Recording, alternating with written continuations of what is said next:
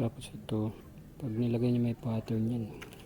Ito, yung guhit kung ano yung nandito sa ibabaw. Yan. Sting natin. Gusto ko pala muna.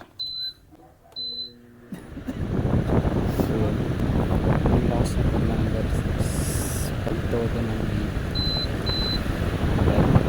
last na. Kasi may nakaship sa